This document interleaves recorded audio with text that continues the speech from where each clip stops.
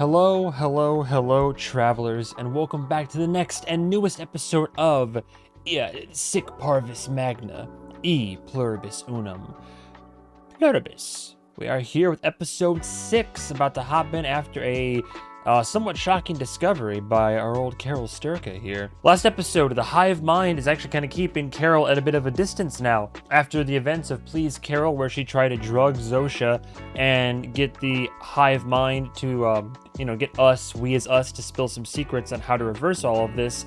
It weakened Zosha, but didn't quite have the effect that we were hoping it would, so the Hive Mind kind of conglomerated together and didn't get her or anything like that, but kind of just loosely, very gently cut the cuffs, got her away. I don't know why I'm doing a recap for 2 episodes ago. They consume a lot of milk, but not just milk. She goes to the actual processing center, like the milk factory, if you will, and there's some type of chemical compound they're manufacturing based off this powder, grainy substance she found in the basement over there. And perhaps it's what they need to, I don't know if it's survive or thrive or grow or subsist or something. Who knows? But Carol's on the case and then trying to track down this stuff. She ends up going to a different distribution center trying to find out what the exact chemical compound is. And when she's in these the cold storage, I think it was cold storage, of this dingy, dark warehouse, she finds a discovery that to her is so shocking. She gasps, and then her shock ended the episode. So Tony says, I don't think the Hive Mind really cares about what Carol is scheming up to be honest. Yet at least. Imagine you had a single pet ant. Even if you somehow knew that it wanted to kill you, would you care? From a pure sense of scale, it's easy to forget that the Hive is 8 billion times bigger than Carol. Punk Rock Pollyanna responds and says, but she killed 11 million with a temper tantrum. She really could take out huge percentages if she wanted to. Valerie also comes in and says, if Carol throws a tantrum, no one's around to hear it. Does it affect the Hive? Tony says 11 million is still only 0.1% of 8 billion. Plus, I like to imagine the Hive runs Carol drills now to be prepared. Yeah, that is the question, right? I don't know. I get the comparison you're making, but I mean, I feel so I get the single pet ant and it wants to kill you. Should you even be concerned?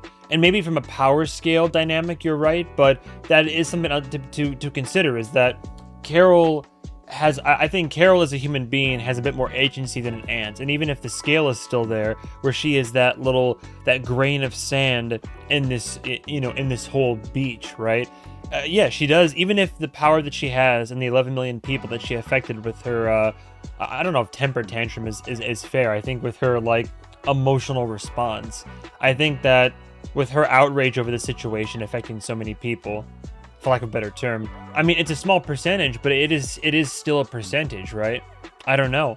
I mean, that is the question. Right now, she doesn't seem to have a whole heck of a lot of power outside of the fact that the Hive Mind is conditioned.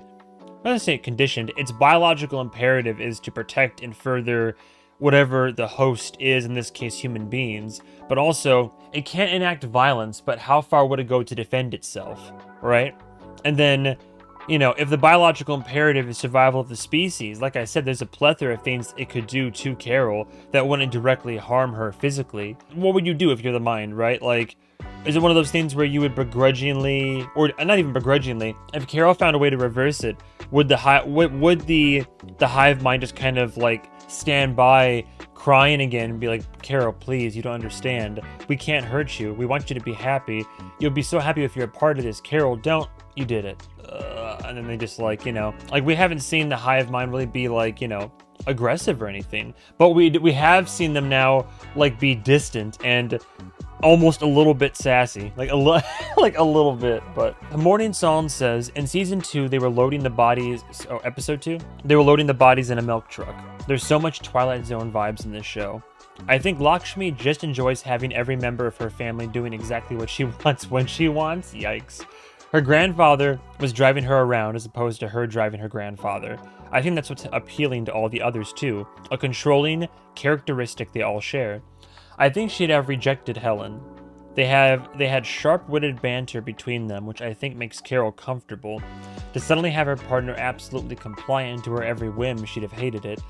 Yeah, I see what you mean. I just thought of another thing with Lakshmi. Maybe her son suffered some neurological disorder. Maybe he was nonverbal or not very responsive for some reason. Then suddenly she had a son who responds to her. She didn't seem concerned about her husband nor mother that much. She had him eating ice cream when she called Carol. Obviously, he didn't ask for it, nor were they eating ice cream together, so she just gave it to him for her comfort after he cried. Punk Rock Pollyanna responds and says, agreed, I know plenty of people that don't trust kindness or despise conformity in any fashion. Personally, life has taught me to appreciate the good moments, but always to be on the lookout for the catch, the manipulation, the con, or the shoe to drop.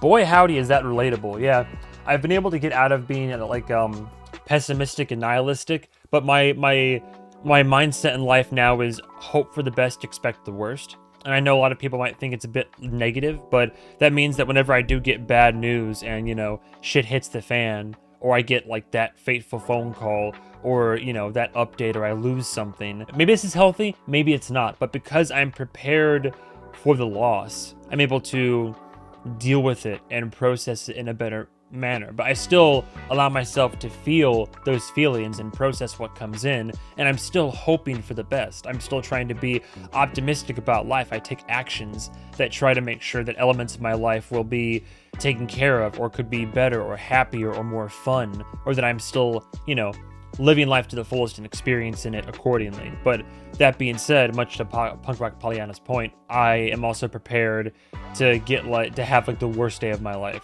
or so I think anyway. Well, yeah, Lakshmi's an interesting character. We've barely had any scenes with her, and the only scenes that we have had with her have been where she's very antagonistic after Carol, which is funny. I'm on team.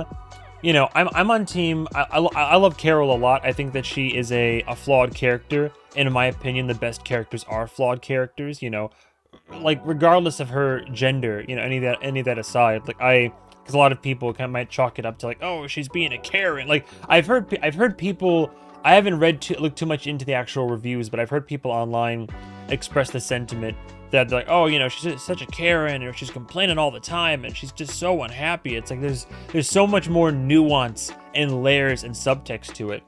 Because even my mom, I was watching the show for Thanksgiving. She wanted to watch it with me and my partner, so we were watching it, and she watched the scene where they're in the ice hotel, and my mom's first reaction is, oh my god. Can't you have a fun time? She's so miserable. She's so ungrateful and all this. And I'm sitting there biting my tongue because I'm like, do you understand there's deeper complexities to this in regards to like how anxiety works in a person, and how like I talk about it in the episode itself, but like even in the happiest of situations, if you have anxiety or you have like a deep emotional affliction like that, it can genuinely, you know, against your will, it can change your outlook on a situation or how you perceive or react to it. And even then, I don't think Carol's a miserable person at all. I think she's been having her struggles and that she's trying to do well and figure all that out. But I mean, look, I was depressed for the better part of a decade. And I mean like severe, I had some severe days of depression, but like I wouldn't always, you know, I had my days where I was being a Debbie Downer and I was just kind of like self-deprecating or self-pitying, but I never tried to make it anybody else's problem, and I still would enjoy elements of life and such. I was still trying to persevere, similar as I'm sure as how Carol's always trying to. And now you have the unholy combination of like, not only is your partner dead, but they're also dead due to the results of this mass assimilation that now wants to make you a part of it. And yeah, I feel her, because like if this happened, you know, maybe I'd be trying to enjoy, but part of me is like, okay, I don't really want this to, you know, humanity's been invaded by these, you know, let's say body snatchers, these pod people, and they're presenting it all in a positive light as if this is like a good thing. This is good news. Mark, this is good news. We can be bees. Mark, this is good news. We can finally we can be bees. They're presenting it as such, and I'm just over here like, I don't know if that's the case. So I get why, and the fact that like nobody else, that out of the very few survivors of this, aside from Manusos, who is not in the room or anything, everybody else appears to be very copacetic, would be even further frustrating, because then I just, yeah, if I were in Carol's shoes, I feel like, is nobody seeing the writing on the wall here? Is nobody, I feel that way today about what I believe to be common sense morals in these ethical dilemmas we face as humans, where it's like, healthcare for all, tax situations, like financial relief for the less fortunate, then financial pressure for the rich, the bourgeoisie, just freedom to be your own person as long as you're not hurting anybody else. These things, to me, they all seem like they're pretty normal things to want as basic human rights or preferences. But you'd be surprised how many individuals out there, especially in the USA, are like, no, that's terrible, you're trying to destroy this country and people and human beings. And then I'm just sitting over here being like,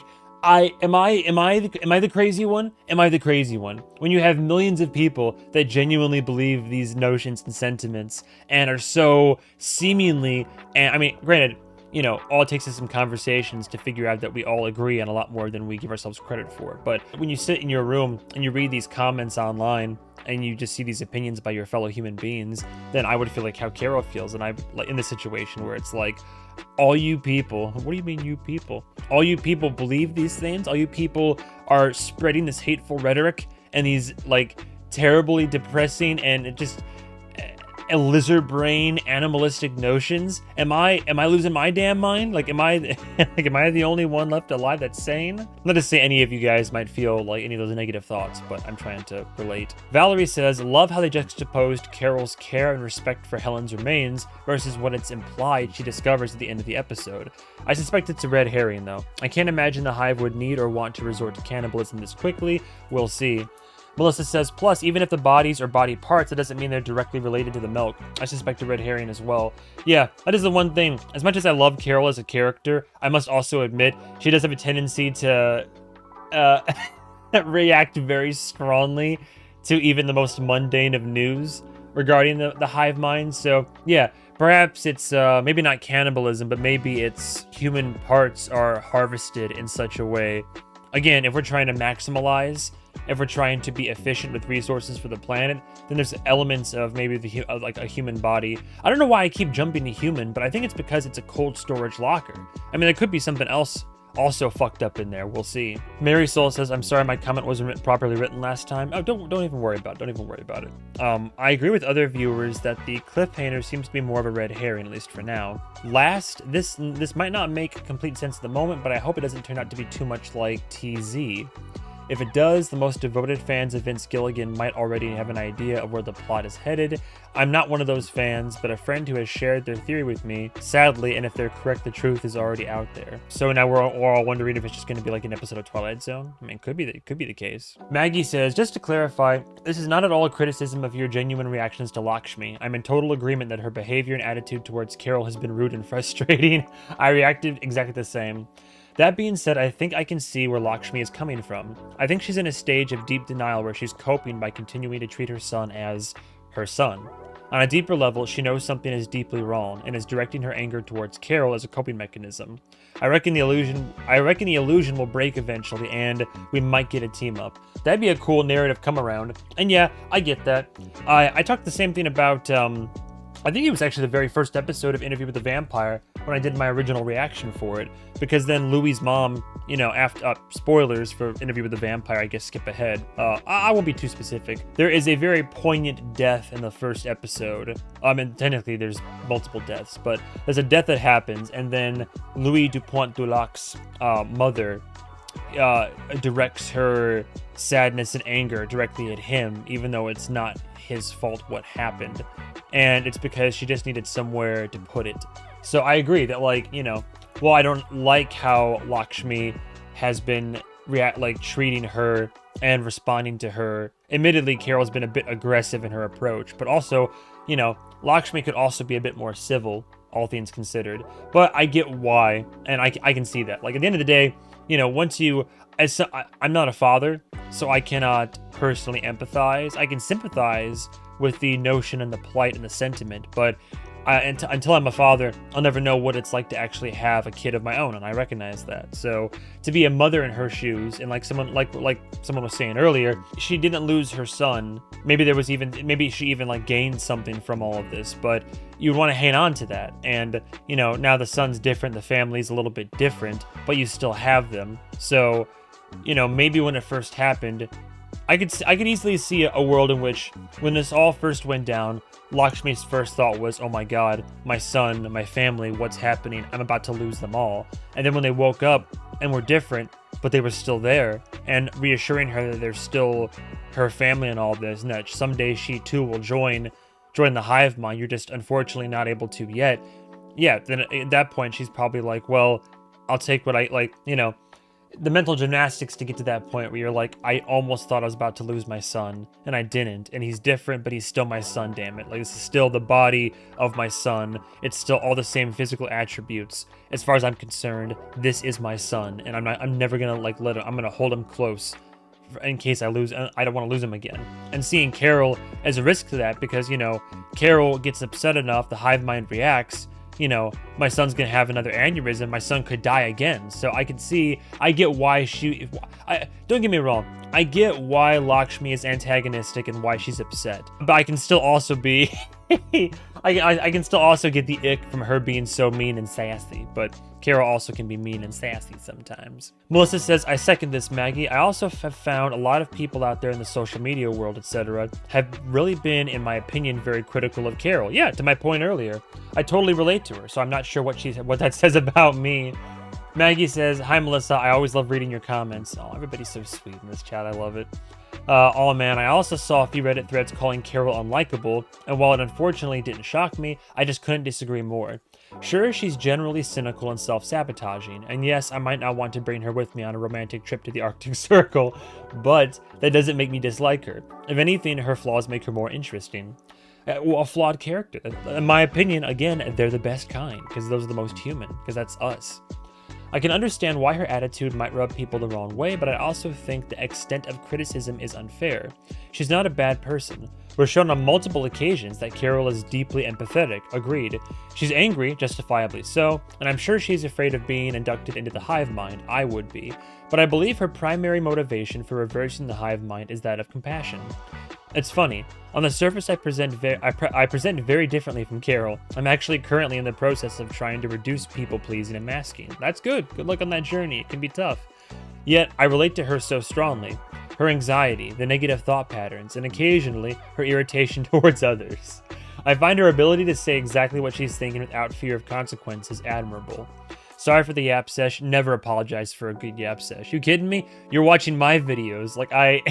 It's an hour and a half to 2 hour yap sesh per video. This is actually the condensed version of this reply. I almost wrote another 3 paragraphs on why I also think people put too much emphasis on likability and character writing, etc.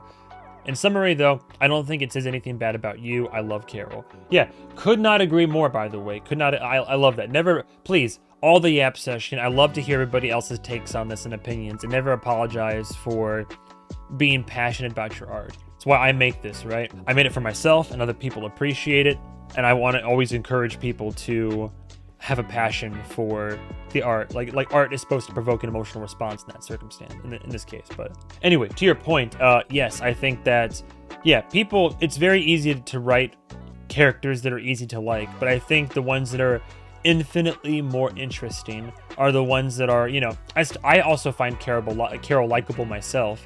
And there's a lot of qualities about her that I like more qualities about her than, there's more qualities about her that I like than I dislike. I always like a flawed character because it's more relatable, it's more human, because at least I can put my ego aside just enough to recognize that I'm inherently flawed. I have my flaws, I definitely have my pros, my cons, so for me I can latch onto a character a bit easier. Agitprop says, I'm 100% in Carol's team. In fact, I think I'm living it right now. Oh, that's what I was just saying, right? With a world so politically correct... hang on a second. With a world so politically correct in so many unified minds, I couldn't feel more identified. Am I a Karen? I think we got to be careful when we think about politically correct. I think that when it comes to going, left or right wing, for lack of a better term, I think you can fall, I think you can fall victim to either side of that spectrum. I personally believe that a greater source of conflict arises from the right, but I'm also not totally blind to the fact that people can also become highly radicalized to the left. I think it's about finding a balance. At the end of the day, it's just about being kind to yourself and others and trying to find a better way forward together. But I don't know. That's a lot to get into. I don't see a single pro for the hive mind. Are you kidding me? Well, that's the thing, right? Like, would I want the hive mind to be a thing? I mean, the idea of being one of the 12 people in the world to not be affected and then to have them all serve at your behest, like from an ego-driven, selfish, like fun-loving perspective, that could be fun for a bit. But no, I mean, yeah, overall, do I want a mass assimilation hive mind to take over? No. I like individuality too much. I like being me. I like that, like, for better or for worse, I like that all human beings have their own distinct, you know, personalities or preferences, or everybody is their own person. To lose that would be catastrophic, and then I think it would also be a huge hit to the art community, of which I'm an avid purveyor. Like, I love the arts. The arts are what have like kept me alive. I'm alive because of the arts. Now, that being said, if I play devil's advocate and if I put myself in another pair of shoes right here, can I see the benefits of a hive mind? I can see the benefits, yes. Do I agree that it's the proper course of action? Perhaps not. Do I think that a world that has now been altered into a state of complete, utter unity, advancement, progression, racism, prejudice, xenophobia do not exist. We all have a shared collective consciousness, which means that like all language barriers are gone. We're working together. All stories are brought together as one, and like now they're shared. I don't know. Is there still room for unique experiences after that as the jumping off point? That I don't know. Maybe. Like, but can I see the positives of it? Like, even with the grocery stores, right? Instead of all that food waste from grocery stores and restaurants, it's all being consolidated and distributed appropriately. Instead of murder, crime, and, you know, like all that bodily harm, everybody's working together. There is no need for police anymore, for that matter, or, you know, maybe even governing bodies, because we all have the same, you know, the same game plan. Now, would that game plan possibly be flawed? Perhaps, but again, that's more specific minutia to it. And then, yeah, and then even or like power, we saw they were shutting off parts of the power grid because humans, again, are very inherently wasteful creatures. So, from a very economical perspective, if you're trying to min-max the human race, right? And you're trying to really just like prioritize you're trying to just min-max everything, yeah. Then yes, I can see positives. Do I agree? Do I think it's a net positive for this world and the human race? No, absolutely not. I think I and we all crave and love like our individuality too much. As far as YouTube goes, we got as far as episode 3. Ghost Phoenix, man, that actor who played the Postman just had the best facial expressions. Agreed. He was a great little addition to that end of that episode. Mariana Gorlova says, what I love about the show is that it encourages us to discuss the pros and cons of all these complicated concepts. Free will, the good of humanity versus the good of an individual, fair resource distribution, etc. What we were just talking about.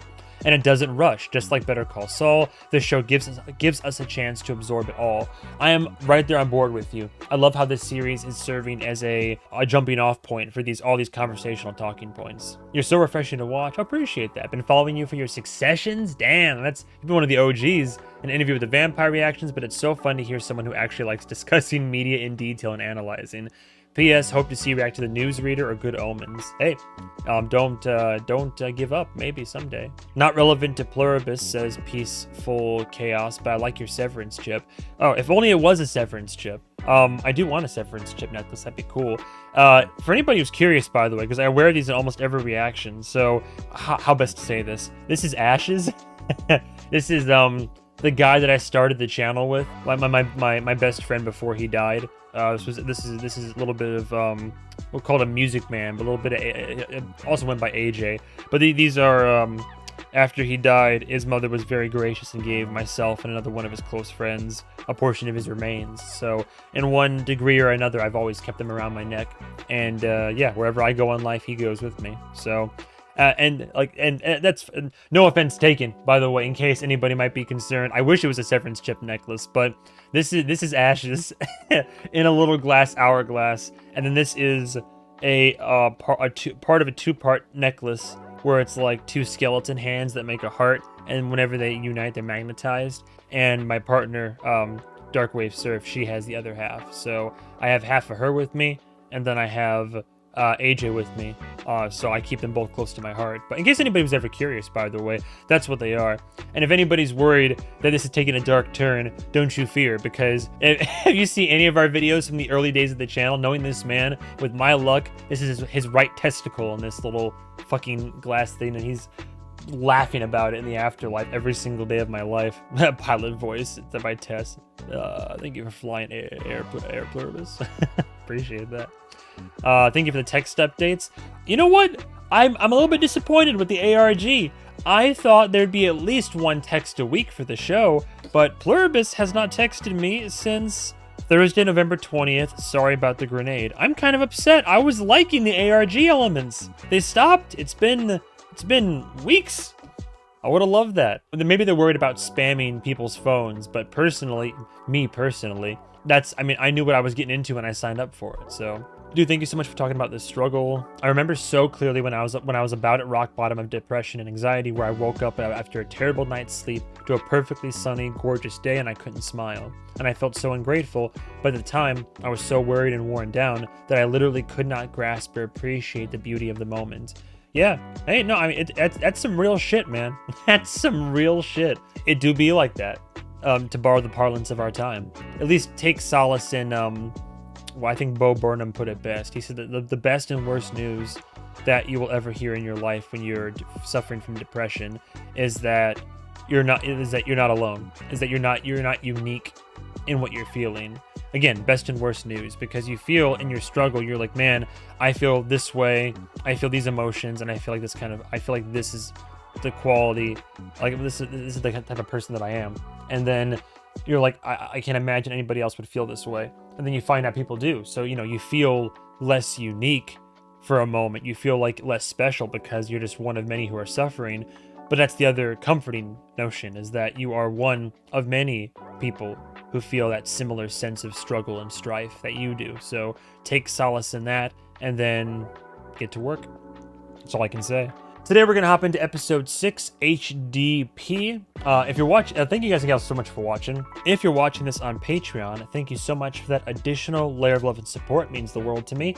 And if you haven't already noticed, like maybe you're on YouTube, but like if you subscribe, if you've been thinking about joining Patreon but you haven't already, you get early access to these before they hit YouTube. I'm talking days, or in this case, weeks in advance. I am giving them to my editor with all the other content that I'm giving him, and they are working through this as quickly as they possibly can be, but they also have other clients and it's a lot of work. So I think I've only, as you can see, I'm starting episode 6 right now, but I've only gotten as far as episode 3 on YouTube. So if you want access to these episodes in advance, and I'm talking also full, uncut, uncensored reactions with HD video accompaniment, then Patreon's where you can find all that. Plus access to my entire content backlog and library, including Patreon exclusive shows, couples commentaries, and on the higher tier, live movie watch party and commentaries. But of course, if you are just watching on YouTube, that is still more than enough.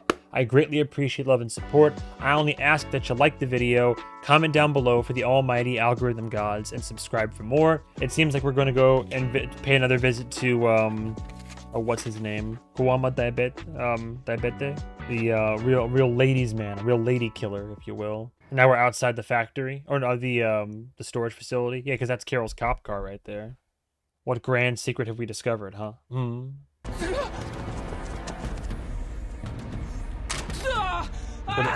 Oh. Yo, whatever it is, it's sickening and terrifying to her. What would make her react that way? It's got to be bodies, right? Or remains. Like, what would do it? Or maybe like mutilated pet, like animals, maybe?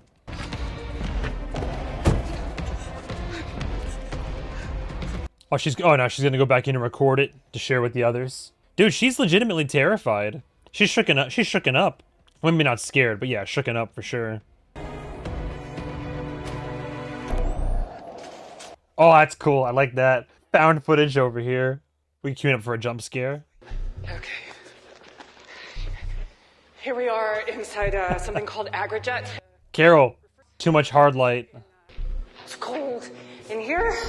All right, let me show you around. I'll give you a sense of the place. Give you a Zillow tour.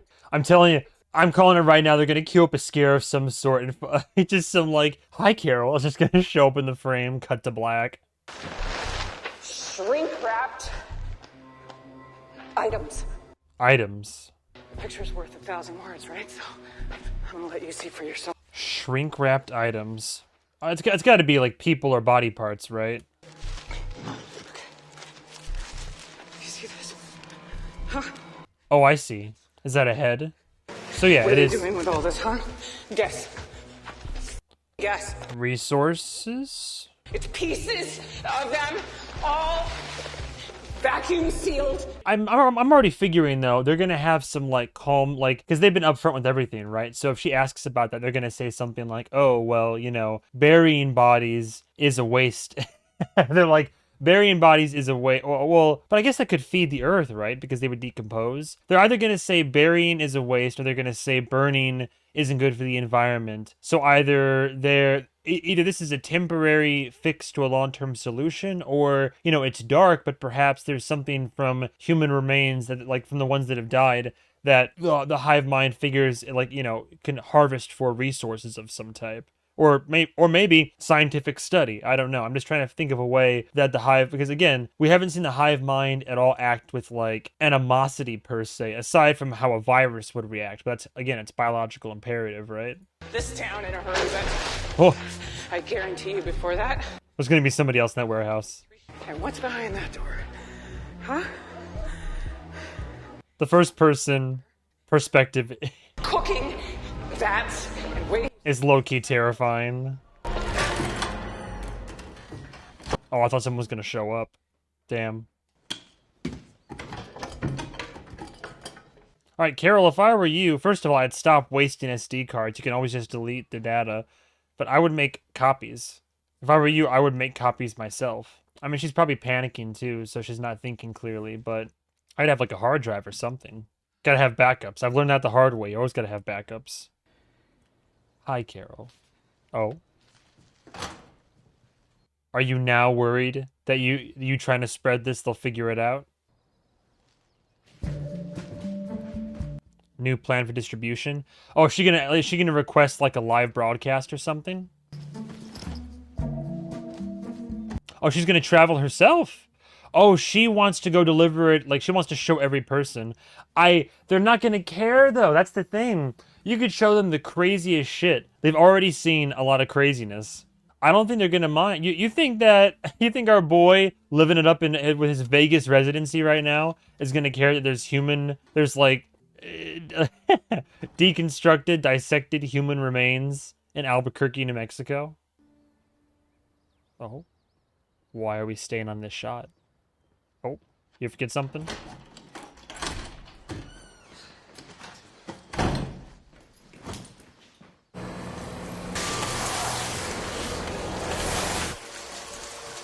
Oh, cleaning up. Now, that can't just be for simple cleanup.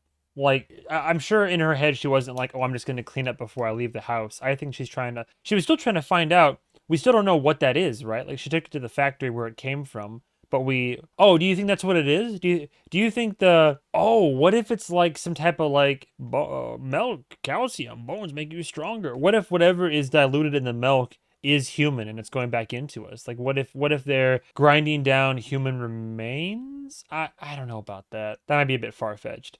Because we still didn't find out what that powder is. But if the bodily remains that are in there, we presume, are from the hive mind, and they're a new addition to that warehouse. And whatever this like material is in the unmarked bags, if we presume that it's also recent and coming from the warehouse, then one would think that they're connected. And maybe it's like a a self-fulfilling, like, oh, human, is that what HDP stands for? Human something parts? Maybe it like all feeds back into us. That's the whole deal. And it like strengthens us. I don't know. Some Soylent Green shit. Ah yes, back in Vegas.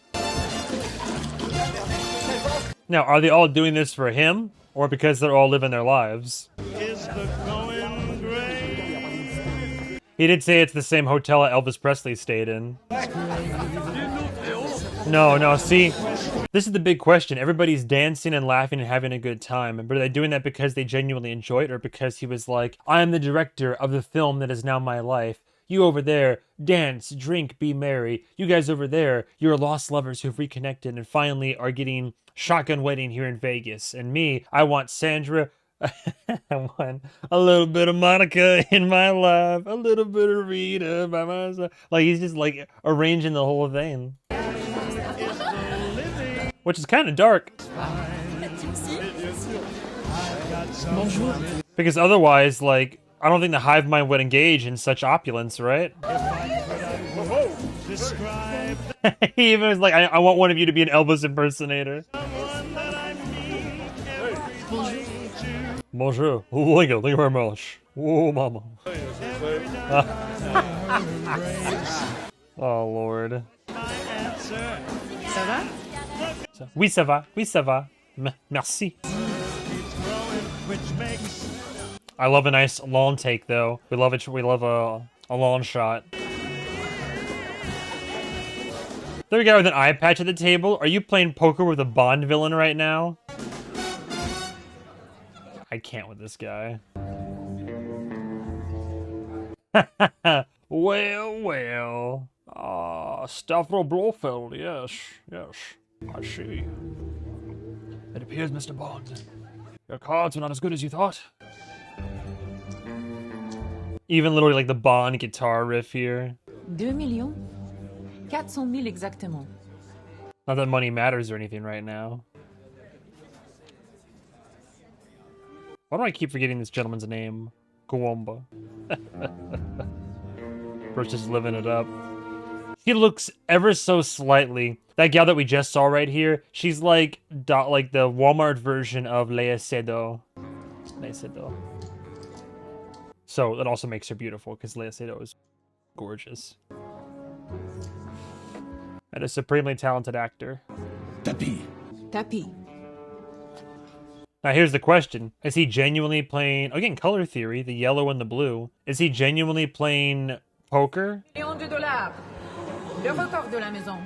The house record. Is he genuinely playing poker right now, or is he literally orchestrated every element of this to live out this fantasy of a... Here's the thing, by the way. Upon rewatch, perhaps maybe his intentions aren't great, but perhaps I may have judged Kawamba too harshly. Because I thought about it, and if I could, again, we're making assumptions, right? Like, same way that, like, we earlier, like, maybe assumed that Lakshmi, maybe her son had an ailment before. We're theory crafting, right? But this gentleman here... perhaps he has not always been this way. Perhaps he has grown up and he's lived a life. Maybe he's been, again, I'm presuming a lot here. Perhaps he was destitute and less fortunate and poor and struggled and discriminated against for much of his young life. And now that all this has transpired, he can finally, actually live life, live a prosperous existence where he gets to have, experience love, and even in this form here. And, he's living out these Hollywood fantasies of high stakes poker game and Elvis's infamous Vegas penthouse, or, globetrotting and seeing the sights of the world and eating all the cuisine. Maybe he wasn't always in the lap of luxury and some wannabe crypto bro type behavior or whatever. Maybe this is finally, I'd be doing the same thing. Maybe if I were in his shoes, where I'm like, well, if the world's already gone to shit like this, then I might as well enjoy. I've always wanted to travel, and now I can travel for free and in style. So, okay, c'est la vie. So maybe, it's easy to write him off as, this, sex pest, right? And just this guy who's taking advantage of the situation. And honestly, perhaps he still is. I don't like the sexual angle. There's a lot of moral ambiguity to it. And, he says, have I ever been unbecoming towards the hive mind? And the hive mind, which can't lie, says, no, you've always been a gentleman. But he is still like, well, I want to, you know, I live these beautiful women. I love them with me. What are they going to do if he wants to experience pleasure with them? They're going to be like, well, of course, we love to give and also experience pleasure. But all that being said, I mean, the other elements of what he's doing, I could see why he'd want to do them. I could empathize to an extent. And perhaps there's more to his history than we know. Because right now, this is like the James Bond fantasy. That'd be fun to do. I'm not going to lie. All in. That's all right there, doll. Blow on them. In for a penny, in for a pound, they always say. When in Rome. Messieurs, Or in this case, Vegas, baby. You might as apportez well. vos cartes, s'il vous plaît. Une quinte flush. Ah, well. Monsieur? I see your hand. What you got there, man? He's definitely living the Bond fantasy. He even has a martini. Oh. I don't know poker, so I don't know if this is that a good hand? Flush royale. A royal flush. Better than. Serotonin! Merci, merci. What can I say? Bravo, good show. Mon gars, reste dans ton personnage. See, stay in character. Oh, Vous avez gagné cette fois, Monsieur Diabaté. Diabate. Pour vous, ma belle. Merci, monsieur. Honneur. Why don't you buy yourself something nice there, doll? I can't help but be bemused by his activities. He's just living it up. Quelqu'un d'autre? Venez, mes petits. Oh, Lord. But again, wait, hang on. Is that the guy behind him? Is that Adam Axiom or whatever? No. Okay. I thought the guy that was in between right there, I thought that was Boy Cavalier's, his bald right-hand man from Alien Earth for just a split second. Not quite. Too tall, too slender. La prochaine fois. Well, they wanted to be part of it too? Wait. As if they were like, oh, us too. And then he was like, maybe next time. Does that indicate, I mean, it's a willingness to participate, but does that indicate individual desire from the, or again, are they just catering to? So many questions. All right, everybody. Back to work. Ah, the West Gate. Vegas just abandoned right now, except for this. Oh my. Ooh, come on. Don't do this to me. Yeah, look at him. He's living it up. And I guess the hive mind, I mean, I guess they, God, I'm sorry. I'm just like, I am looking so disrespectfully right now. I'm so sorry. Every time I look up to like do, this is like the lizard brain in me. I'm just like, anyway, analysis, go. Like, whoo, eye tracker. Please, good thing we don't have eye tracker right now. I was trying to say, the hive mind did say that, you know, we derive pleasure from experiencing and doling out pleasure. So I do genuinely wonder, then is everybody, like, does the whole mind feel this? Like, by entertaining the whims and the flights of fancy of those that are, like, uninfected and are choosing to take them up on their offers, does that mean that they are, I mean, is that, like, genuine pleasure gained from these interactions as well, I wonder? Or is it, like, an empathy feedback loop? Oh? No, hey, all walks of life. Come on in. Equal opportunity over here. What? What? Oh, no smoking? Wait, oh, what? What happened? Oh, they have to leave because Carol's about to walk in. They don't want to be around her. Damn. No, ladies, please, s'il vous plaît, s'il vous plaît. Je peux pas lui faire ça. Tôt ou tard, faudra qu'on se parte. I can't do that to her.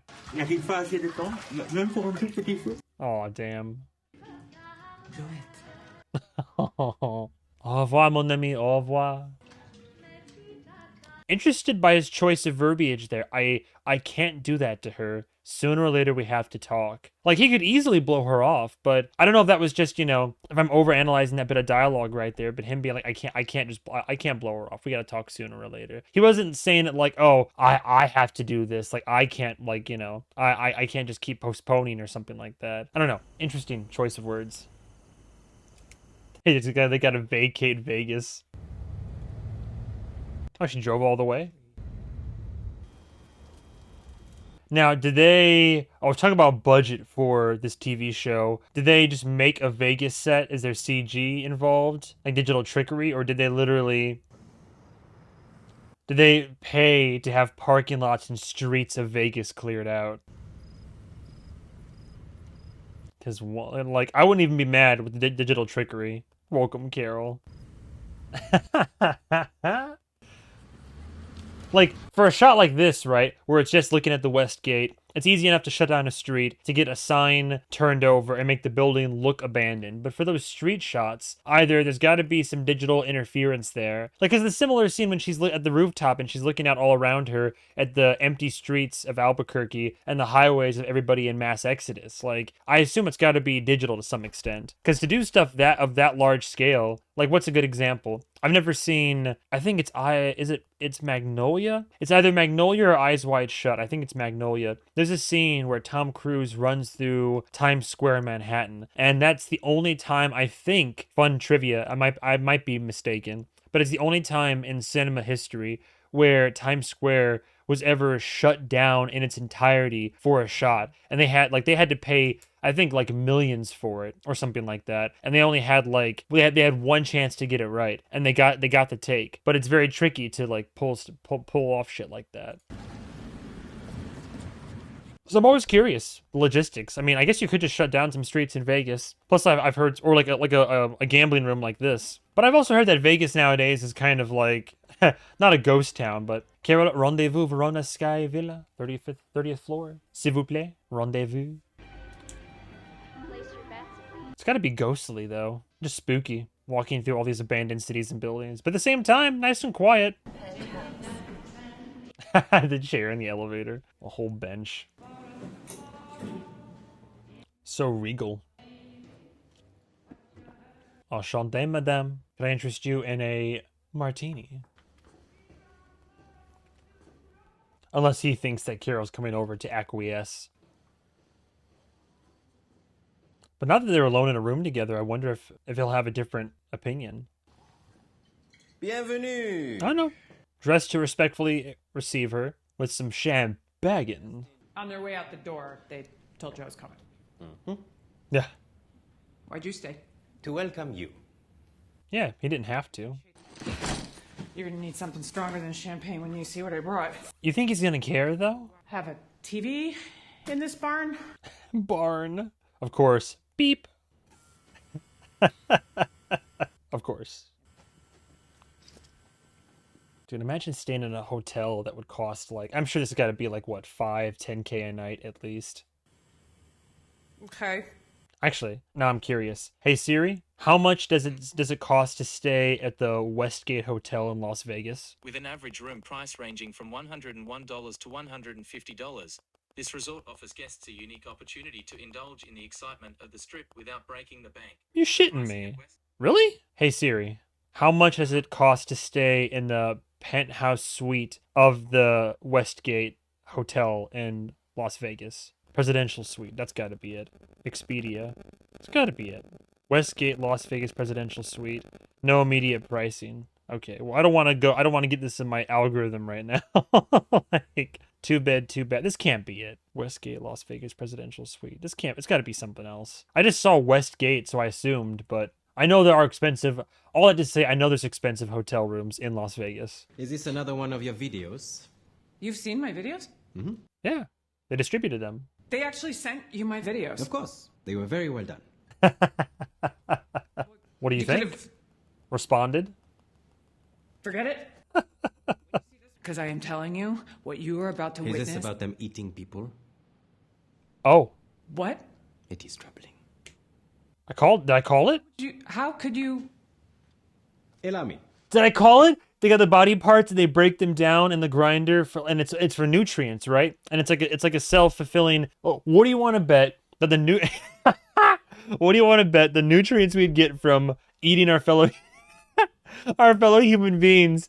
What if the medical benefits are great, but we can't get past the moral dilemma of cannibalism? What if that's what they're gonna say? What if it turns out human beings, if we eat ourselves post-mortem, or maybe the bones, if we grind that down and combine it into a kind of like a tasteless, smellless solvent that we can put into our milk, what if what if that cycle actually promotes human longevity and the medical benefits are there? What if, but we just can't get over the idea of oh, we can't eat ourselves, even though we drink our own fluids on a daily basis. And if you don't believe me, I don't know if you know how water processing plants work, but when you do the pee-pee into poo-poo, it goes out and it's flushed out through the sewers, and then eventually goes to bigger bodies of water and such. But then it comes in to water processing plants, where it's then highly filtered and cleaned out, and that same water that had your poo-poo and had your pee-pee in it then is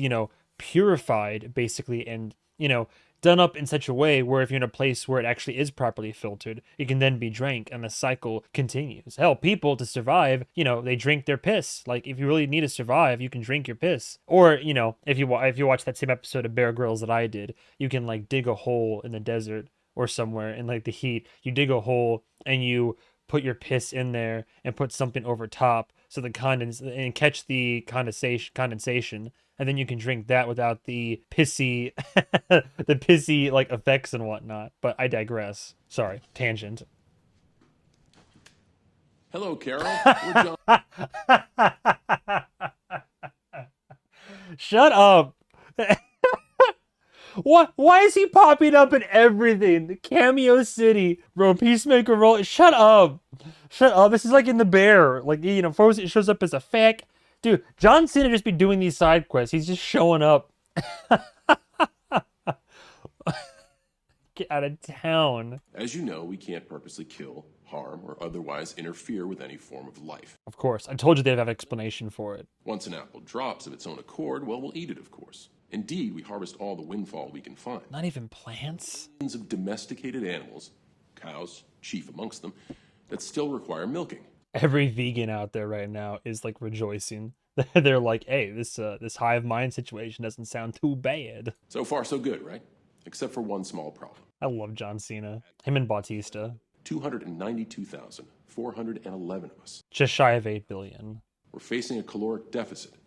And to make up for it, we've had to take certain measures. Like that shot. A diet of 2,400 calories a day. Bro, it's a human. Someone John Cena size needs 8 of these. Someone John Cena size.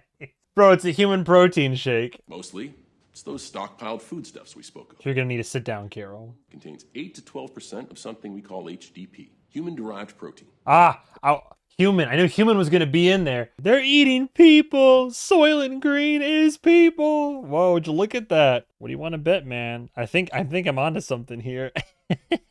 Here's the part where the conspiracy theorists come back out of the woodwork and we've been doing this, man. We've already been eating people for years, man. You don't even know. Nearly 100,000 people pass away each day due to natural causes and accidents. Those human remains, which would otherwise go to waste, are our source of HDP.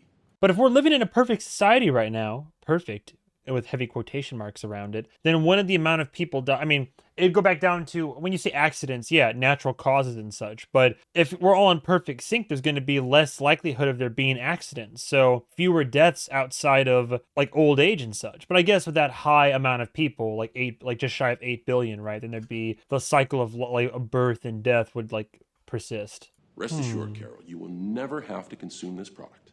Not unless you want to, or unless we assume is unlikely. We will continue to reserve only the freshest, best windfall and stockpiled foods for you. Love how they made this all just for her sake. First things up. As always, the music. Your well-being the music. Is of the utmost importance to us. Not being able to speak to you directly, but for the time being, just need some space. We need our space.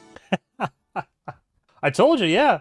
So it's not so much that, okay, so I my theory was half correct. It's not so much that humans offer a high a high nutritional output per se, but it's they're out of options because they can't even harm living, like any living like thing, whether it's a human, an insect, an animal, or even a plant, because plants are living too, which that's actually also beneficial to the earth, because that's going to let, like, you watch the apocalypse movies, right? Like Last of Us is a prime example of a show / game where when human beings are no longer as heavily in the picture, nature has a chance to grow and reclaim the planet from us, right? So yeah, not even affect plant life, let it grow and persist.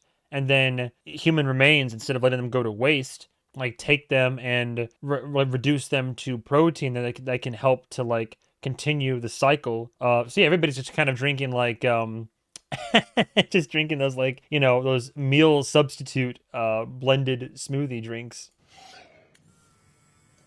Need that champagne after all. For how long? About a week ago, out of curiosity, I asked John Cena, why do people drink so much milk? He was teaching me the sunset flip powerbomb.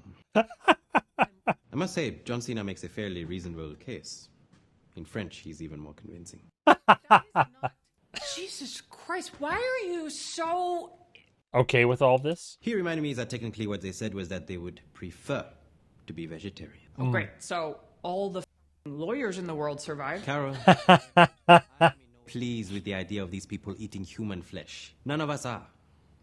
Us? The other survivors? The other individuals, the ones like you and me, we stay in touch. Why don't they talk to me? All 12 of you. All but one. There's a gentleman in Paraguay. No response. Well, she's gonna ask, why don't they talk to me? And it's because you're well-intentioned, but you're also very, what's what I'm looking for here? A little bit rough around the edges, a little bit aggressive. What, you just hang out? Potluck suppers and whatnot? We meet occasionally. Okay. Tuesdays and Fridays. Mostly we're on Zoom. Oh. Zoom. So internet's back up, okay. Most of the world's population will starve to death within the next 10 years. Really? We wish to save them from that.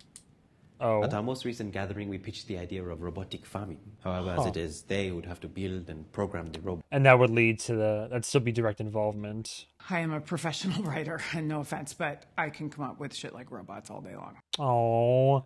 See, she even wants to... Oh, look at that. See? Now the feeling that she's got to feel even more isolation. What an unfortunate, like... I hate how I brought this up a little bit before. She can be a little bit severe sometimes, but I hate how Carol's essentially being, like... I use the word punished, for lack of a better term here, but how she's suffering these unintended social repercussions and now being isolated further from both the hive mind and also even the very few people she could latch onto, fellow survivors, let's say, because of how, what her initial reaction was to all of this, which was understandable. Like, and how would she have known that her reaction would have so upset the hive mind and led to what it led to? And then she's supposed to, like, censor and mute herself, and then I guess somebody could say, control yourself, like that type of deal, to borrow the substance, but that's hardly fair. So they would have talked to her if she'd been like more copacetic and would have accepted, I for one welcome, our mighty alien overlords. And now look at her, like this kind of look in the eye where she's like, you could include me in these conversations, like I'm one of you guys. The majority felt your presence might prove disruptive. Damn. Oh. Also, our non-English speakers were perhaps a bit offended that you did not invite them to join us in Spain. Huh. I'm sorry. That is one thing that I did kind of get rubbed the wrong way on a second viewing of the episode. When it's like, when the hive mind is like, do you want to talk to all your fellow survivors? And she's like, only the ones that speak English. Like, and that was for her convenience, by the way. When it could have, they could have translated, the hive mind could have translated on her behalf. But I'm sure that either she wanted none of their help, which meant like no direct involvement from them, even though they still flew her out there. But I was kind of like, a little bit surprised she wouldn't want to talk to all of them. Ultimately, this is not about you. Oh, look at her. Or any of us, for that matter. Looking off into the distance. Where's your nearest bathroom? Oh. She needs a moment. Get out of here with the painting. Come on, dude. Oh. Isolation she has to feel. And it's like, she's flawed, and whether you agree with her or not, she believes she's trying to do the right thing and she's fighting not just for herself. She believes she's fighting for humanity. She's fighting for Helen, trying to get justice for her, she's trying to save the world in the face of overwhelming odds, because this is more or less an alien invasion, you know, when you look at it on the surface. And at every turn, she is encountering, you know, kind of low-key like failure at every turn, and she's probably feeling like she's inadequate. And then now she's being like socially outcast. Even the few people on the planet that now share like the similarities with her of being one of the last survivors, they don't even like really want her in the room. And the hive mind is like, yeah, even we need space, Carol, like aggressively positive, like also pushing themselves away from her. The isolation she has to feel and the hopelessness, and then every corner she turns is some new bombshell of like, here's something really fucked up that's happening, and everybody is more or less going to be okay with it, and then you aren't, but oh well you don't matter, because this is, you know, it's just keep doing your own thing, we're all going to do ours. Like I can only imagine how she's feeling if I attempt to sympathize. Mais elle est tellement seule. And he sees that. Oui, je sais. What do you want to bet we misjudged his character? Maybe a bit anyway. My loves. Oh, even talking to the hive mind, like, come talk to her again. She's lonely. Like this. He can read it. He can read the loneliness. He probably has experienced it as well. I guarantee you, I'd be willing to bet that he has a tragic backstory of some type, or like his come up is not what you might think it was. Like not a place of privilege. He's just trying to find, he's finally gotten a chance to live life as well. And now he's going to be a gentleman. Look at this. Perhaps I judged you too harshly. What if he doesn't even have sex with them? He probably does. But like, what if he just, you know, enjoys the thrill of the companionship as well? At the end of the day, we need that. Human beings, we need that connection. Whether we like to admit it or not. I had to learn it the hard way. Oh, is he making her breakfast? Like the way the shot's established, where it's like a little bit off, kind of not a quite full Dutch tilt, but just off enough where it kind of communicates her headspace. You're awake. Once again, your timing is perfect. Look, I mean, he's you know, maybe he's just trying to court her, but also I like to think that he's just trying to be like a good host and be nice. Voila. I'm giving benefit of the doubt here. Bon appetit. There's so many paintings of him. Bro's living it up. Avocado toast. Nice. Oh, is he trying it too? Mimicking what she's doing. Has he not tried the combo? Is he inspired? I bet. Oh, dude, that's scrumptious. I love a nice bacon, egg, avocado, maybe a little bit of either cheese or like a nice like a sauce in there. A willingness to try new things, or a combo, like in a certain combo. What are your plans? I'm sure you need a break from me. Oh. You like your space, I get it. Oh. So I was thinking I'll go find my own suite, get cleaned up, and then we can get together later. Talk some more. Well, I miss my goals. I had plans. I had a 5 o'clock Bond movie planned out today because the hive mind can't return. I'm just messing with you. Oh. Bien joué. Truth is, I can't get out of Vegas fast enough. Carol, you can always call me. Dial 0 and they will find me wherever I am. Maybe you will have some ideas on how to save these people from starvation. I don't know. She doesn't want to save them. Tell him to pick a apple. Wow. I didn't mean that. I mean, yes, I did. I meant that. Not like it sounded. I'm not some kind of monster. They're doing this to themselves. They are choosing to starve. They do not see it that way. Listen to me. The only way to save these lunatics is to turn them back the way they were. Do you seriously think the world is a better place now just because it's peaceful? Once they turn us, we're going to starve right along with them. You thought of that? They cannot turn us. Yet. Not without our consent. Huh? Since when? What do you mean? Since when? It seems the only way to make the virus work on us is by tailoring it to our individual stem cells, so as collect them from our bodies. What? Apparently that involves sticking a large needle into the bone of the hip. And something they cannot do without our permission. Yeah, they can't cause pain. So we... They made this discovery only yesterday. They are not pleased about it, I can assure you. How'd you find out? They asked me if I would give my consent. And you said no. I said, Let me think about it. I prefer not to. Interesting. Interesting. That changes things a little bit, though, doesn't it? Their biological imperative is to spread but like that there's some like moral ambiguity there, because so if they could just spread it peacefully and non-invasively, such as how they did it with the, let's just say, whatever you want to call it, crop dusting, cloud seeding, aeration, whatever you want to call it.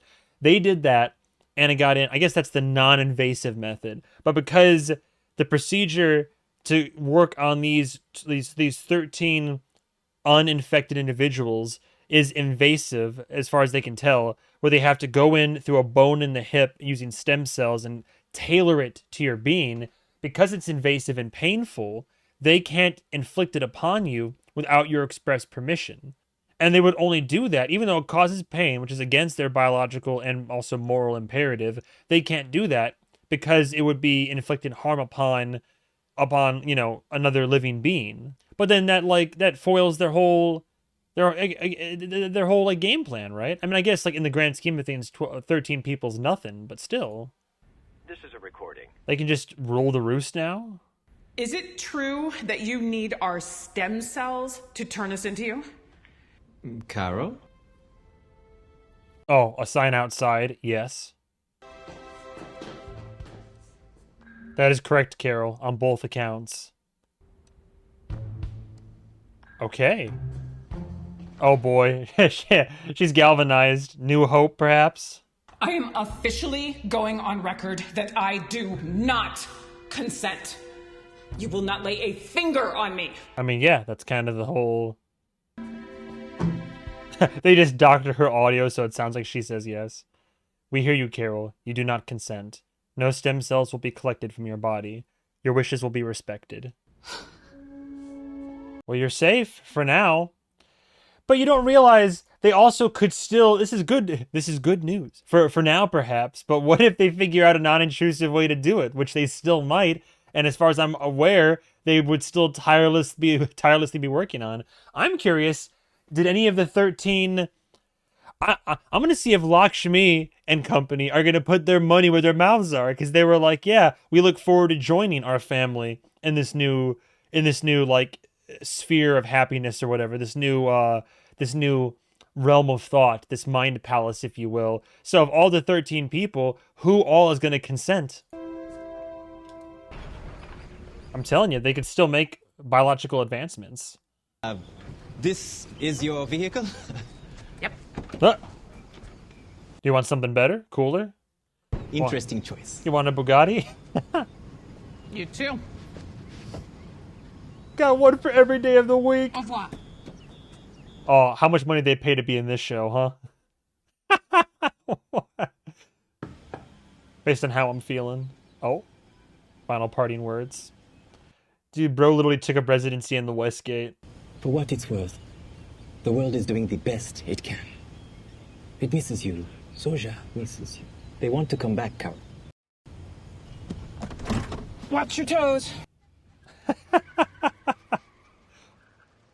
He is an interesting character. All right, it has now been 12 days and 12 hours. He is somebody that I would love more of his backstory. I'd love to get more inside of his head. Or, like, I just want to get more of his character, honestly. Or we're counting down again? Or, oh, interesting. But then we flash back a little bit. So, flashback within, like, after the mass assimilation. 9 days, 18 hours. So this would have been, hang on, if we're 9 days, 8 days, 9 days, this would have been between the events of the last episode and this one, right after Carol recorded her first video and discovers the whole milk thing in the hospital. So this isn't that long ago compared to where she is now. Are we going to shift perspectives? Back to Manusos? Ticking clock right now. Yeah, back to Manusos. Still checking every radio station. What if he finds somebody?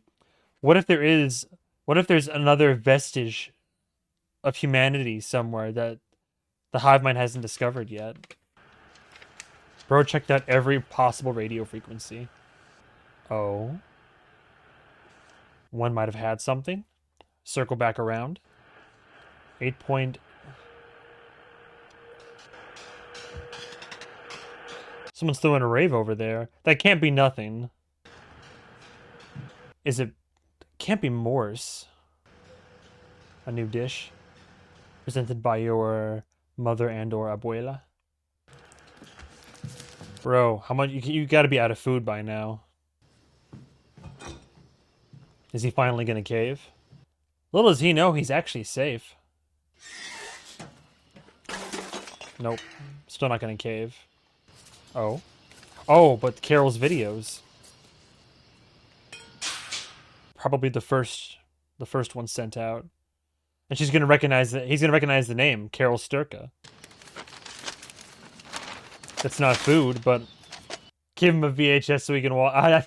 I like how they, because he doesn't have something that'll be able to view an SD card, but they know that he has a VHS player in there, so they went ahead and converted it to VHS so he could watch it. Of all of them, he's going to be interested. To my 12 fellow survivors. Dulce? Greet. I'm Carol Sturka. Okay, yeah, see, this goes to show. So I don't know how he first found out about all this, but he is like practically unaware of everything. He's completely resisted any and all contact.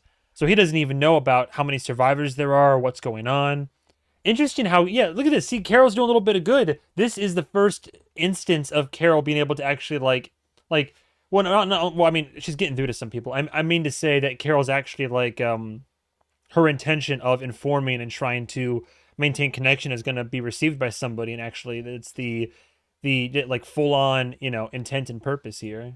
There is a way to undo this situation, to turn the world back the way it's supposed to be. Oh, see? He has hope now, maybe. How do I know this? Earlier today, these afflicted people, these others, they basically told me so themselves. Because guess what? They can't lie. Whatever it is, doesn't allow them to do that. I like how even when Carol feels so hopeless, she's, without even knowing it, she's given somebody else hope. That everybody suddenly burst into tears. Worldwide. He's gonna apparently. go. He's gonna go track her down. He's gonna travel. They completely abandoned the city I live in. He's gonna leave. With all the newfound peace, love, and understanding. Enjoy that opinion. This hopeful music. Relish it. Because it may be the last one you ever possess. And when the day comes that you have peace and love forced upon you, who knows, maybe in that last fleeting moment, you might just realize, treasure your individuality. Dude, bro left after the very first video. And out he goes. Into this brave new world. Is one of the hive mind gonna be like, we're so glad you finally joined us? Or came out... Oh god, the dark streets. Well, surely they're gonna detect that he's out oot in a boot. They're gonna try to address him. Oh no. We saw you were walking. We figured you could use some light. Oh no. I figured that when it all started happening, he took cover where he worked at the storage facility and maybe hasn't poked his head out since. I doubt that he started there, but at some point he made the decision to hole up there and hide out. Because I'm sure from his perspective, it'd be the only safe place where he could have like control. It's a locked, gated storage facility, so he could hole up in there. Gonna pack up and head out. I'm watching that hallway though. Still good? Good enough. Damn. Oh, dude. After going so long, better than dog food, huh? Ooh. Yeah, dude. Bro's packing up for an adventure. Damn. I just got the whole kit. Him and Carol? Power couple, maybe. Or a team, anyway. Not to say, I don't want to suggest any, you know. Oh, dude. Dude has shit stashed everywhere. Plans ahead. Dude's resourceful. Nice little car. Yeah, I assume he's gonna head out and try to meet up with Carol. I like how prepared this guy is. even before the apocalypse. Bro's gonna find a way to Carol, just with physical maps. Oh, damn. Oh no, are they gonna show up and offer to fix his car? I gotta fix her up real quick. I feel like he's a guy that would know how to work on a car, though. Like, he seems very knowledgeable. Hola, hijo. Oh, shit. Oh, in the shadow, no Nos alegra less. mucho verte. Oh, no. You're not mi madre. Debes tener hambre y seguramente estás confundido. Because this is the first time we've established contact. ¿Te podemos responder alguna pregunta? Lo siento, el diablo. I'm just gonna take her out. Oh, jeez. So it is his mother, then. Dinos, ¿qué podemos hacer por ti, hijo? I feel like he's just gonna shoot her. Usted no me dijo que usted no es mi mamá. Yeah, see? Maybe he doesn't have the heart to do it. Mi mamá es una cabrona. You know, my mom's the... You're too nice. Alright. Gonna give her a running start. I'm out of here. Dude, what a G. Get out of here. I think him and Carol are gonna get along just fine. Very, very nice. That was great. You know my mom. My mom's a bitch. Like, I know my mom. HDP. Great episode. Wow. Alright, cool. We're all queued up for The Gap. Manusos begins a dangerous trek to meet Carol, and then when Carol's gonna return home from Vegas, and then we'll see. Dude, the Hive Mind hasn't interacted with Carol since episode 4. Yeah, a couple episodes have gone by now. So I was half correct in that it was human remains that of the deceased that are being used to help them subsist. But even by the Hive Mind's own approximation, they only have within 10 years, a large majority of the population is gonna die off because not that many people can subsist on that limited source of nutritional intake. I want to know more about him. He's an interesting character. I don't dislike him.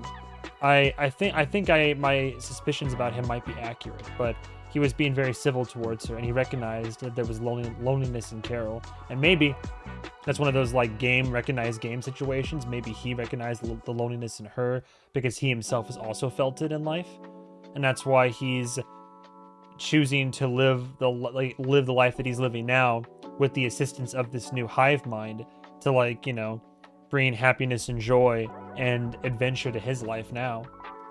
Yep, and now Manusos, who's also in a similar headspace as Carol, has now started his trek as well. I like it. I'm still in. I still love the show. That's great. Cool. Well, the good part about yapping during the episode itself is that, pretty much I've gotten everything across in terms of opinions and takes and all that. So that was HDP. Well, I'm excited to see what comes next. I'm still in for the ride, the journey.